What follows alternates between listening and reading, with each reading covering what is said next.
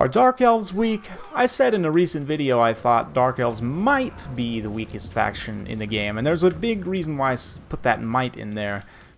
Because I'm not 100% sure if it's true, and the problem I described in that video, I'll quickly describe for you here, is this. Dark Elves units, and just Elven units in general, tend to have less HP than many of their counterparts. And Dark Elves specifically don't have any direct healing, targeted healing, right? Like they have only self-healing on key specific units, and as a result, in the equation of HP, typically you're bringing less HP than your opponent in a given battle, which can sometimes be a bit of an issue. The counterpoint that I would kind of say to that is that Murderous Prowess is arguably the best faction mechanic in the game. We'll kind of go into that a little bit more as the battle rolls on, but right here I am playing Lokir Felheart with a nice infantry theme build. We've got, a bunch of Corsairs, Dread Spears, Lokir also on foot, Fire Sorceress, a couple Dark Shards with shields, single Blackguard with some chevrons up to rank 2, and a Bloodrack Medusa for a single monster choice. We've also got this big old line of Dark Riders down here hidden in that little... what is this, dried up riverbed thing here, kind of swamp area. Anyway, against Norsca, again playing Noldor, my patron. It's got some skin wolves, Wulfric on horseback, big old line of marauders, including some shielded champions. And yeah, let's get this infantry fight underway. You'll notice immediately I begin to lose horribly, and not to mention a really nicely placed Purple Sun here is going to just wreck completely one unit of Dark Shards, literally just eats them almost all the way. And a nice Sea Fang as well comes right down the line, gets some great damage, and Corsairs, even though they have 80 armor, you can see still, because their HP is so low, they just get creamed by that there. So things are not looking great at the outset. I'm down on the balance of power considerably. We're going to try and pull things back here, throw down a nice Burning Head, and deploy these Dark Riders for a big old rear charge action here. Hopefully, if this Murderous Prowess kicks off, I can get a little bit of a charge bonus buff on them, put them up to 50 charge, which is actually very cost effective for them. This Medusa's getting beat down though by the Skin Wolves. Things are definitely not looking great, but then that evil purple circle kicks off, and now, the Blackguard, of course, they're going to go trade well against these Fimir anyway, and they do get some really nice value there, but suddenly, like the Death Hag and Lokir get in contact with Wulfric, and he's trying to disengage, but a little bit caught up in this infantry. He can't quite get out. The Corsairs, too, that are matched up against these Marauder champions, suddenly, 46 attack, 29 defense. That 46 attack in particular, they're making pretty consistent contact on these Marauder champions and actually kind of winning that fight pretty decisively, generating excellent value. The extra leadership really helps, too, like these Dread Spears just holding just fine here. They're not even close to wavering at this point. Over here, we've managed to get a good catch. And the Medusa's gone, but that's fine. The extra leadership, too, in particular, and the charge I mentioned with these Dark Riders, 50 charge on a unit this cheap is just fantastic. Very, very good. Considering they're all hitting for, 76 weapon strength on the charge with 80 melee attack for a unit that costs 450 points unshielded, 500 points shielded, like I brought them here. It's just amazing.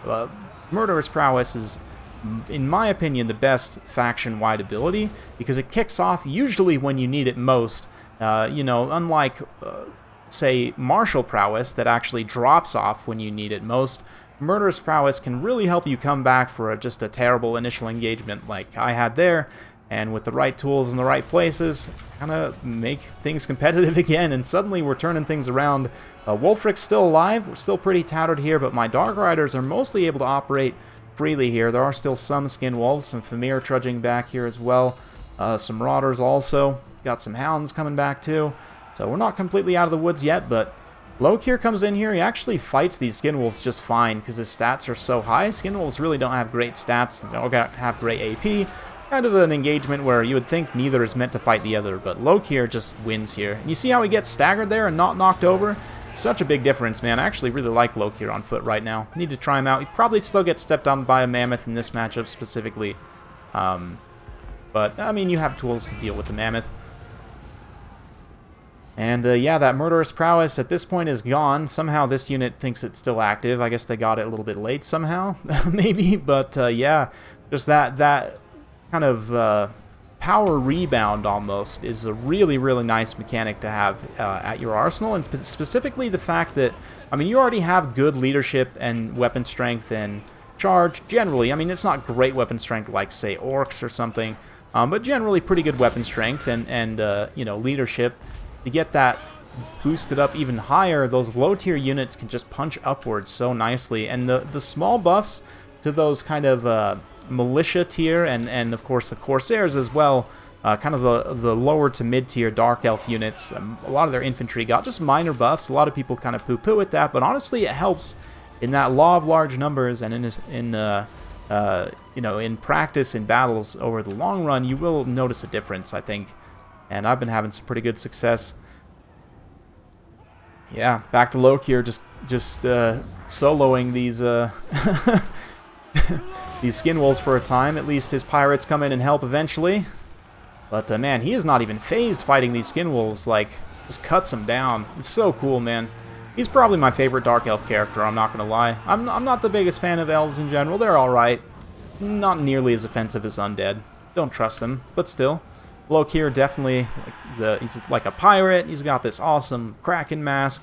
Got these cool, like, red blades. Using him on foot is actually pretty viable now, I think. I don't know. It needs more testing, but... yeah, at this point, we're kind of just wrapping things up. As the Norscan forces are very tattered here. Wulfric will stand for some time. He's got pretty good leadership. And not one to run away from a fight, but, I mean, it is him against the world here. And especially given that I've got Lokir plus these halberds still so healthy. Holdor's going to throw in the towel there, and a very good game to him. That was a fun one. I thought for sure I had lost that until that Murderous Prowess kicked in, and then all of a sudden I'm like, oh, I'm winning now. I mean, granted, a lot of that comes down to these Dark Riders, and definitely a unit that benefits greatly from that Murderous Prowess. 600, 900, 600 damage value. Again, these guys coming in at 500 points. It's really cost-effective. Very cost-effective. The Dark Shards got absolutely eaten up, which is totally fine. Same thing with the Medusa. Blackguard, though, 2,000 damage value, absolutely paid for themselves. Corsairs, a couple of them got beat down, but this one, 800 damage value, 111 kills, 2 chevrons. I think maybe they started with 1. But yeah, Dread Spears also, basically 2 of them paying for themselves, 2 of them getting eaten by Marauders. If we check in on Lokir, only 1,000 damage value, but taking very little damage as well. And, you know, just kind of tanking through. The Death Hag, same can't be said of her. She did a little bit more damage, but died in the process. So definitely would like to have the tankiness of Lokir. It's benefit, definitely. And 1,000 damage value on the Fire Sorcerer as well. Decent there. Wulfric, though, man, even without the Mammoth, like, almost 3,000 damage value is very impressive. You don't even really need the Mammoth in many situations, although it is nice to have. I'm a fan of the horse Wulfric. I think it's kind of an underrated choice for him, to be honest. And I use that term sparingly now, but anyway. Yeah, Shaman Sorcerer of Death got pretty decent value. I don't know exactly how much he paid for him, but the Marauders largely paid for themselves as well. Champions, not so much. They had a little bit of a rough go. I am a fan of this unit in general, but I think there were a couple of interactions specifically here that worked out against them. We'll talk more about that in a second. Marauder Horsemen did okay as well. The Hounds were a little bit of a rough go. My Dark Riders were able to kind of get an ambush on them since Noller didn't spot them down in that pit there. Skin Wolves, one of them paid for themselves, one of them didn't. The Famir with great weapons, I would say just swap these guys out, like in terms of from a build standpoint, to get some terror in this Norsca build. You could swap these guys out for the Regiment of Renown. Likewise, Manticores are always good, basically, if you need some terror. But yeah, you could definitely find some points. Maybe drop the armor from these Skin Wolves. Just go with the regular ones and use the points to upgrade these guys. I forget exactly what the cost difference is between the Great Weapons and the ROR. But anyway, yeah, the interactions here specifically with the champs, I think it has to do with Murderous Prowess, right? Because the Murderous Prowess buffing, like the Corsair we saw here specifically that fought them, got really nice value. And then the charges also from the Dark Riders with shields, like, champs are pretty good. They have good melee defense and decent armor from Norsca. They're not amazingly cost-effective. Kind of like, what are they? Skaven Storm Vermin. Better stats, less models, but yeah, they actually can tank long enough to get this Enrage up, which is pretty nice. And their stats are a little better, but just in general, they're pretty okay. The 80 armor it's good, but it's not amazing. And against kind of a big power spike play like that, even though you don't have necessarily great AP, just like the The damage from the Corsairs, of course, Lokir himself, quote-unquote non-AP damage, but still does enough weapon damage to just kill models.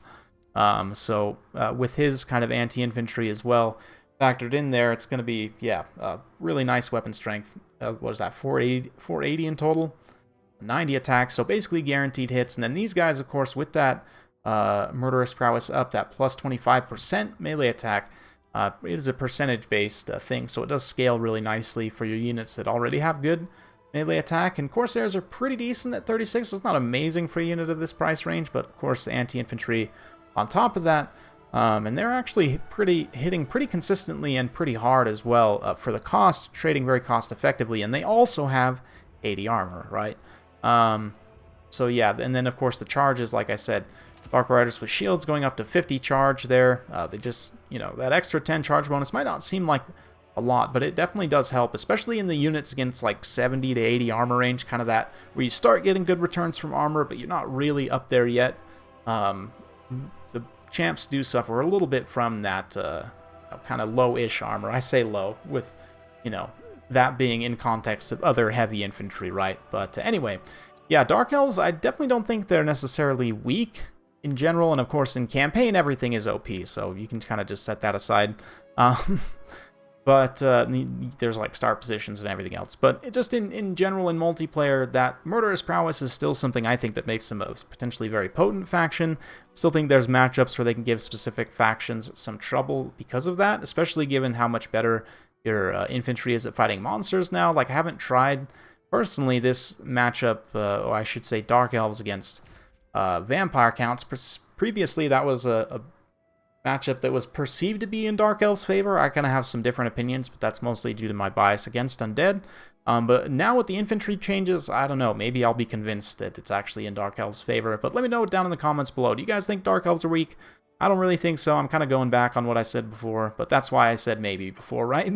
With these new patches, it takes a while to figure things out and kind of where the meta falls, especially with a big, as big of a change as the infantry bracing was.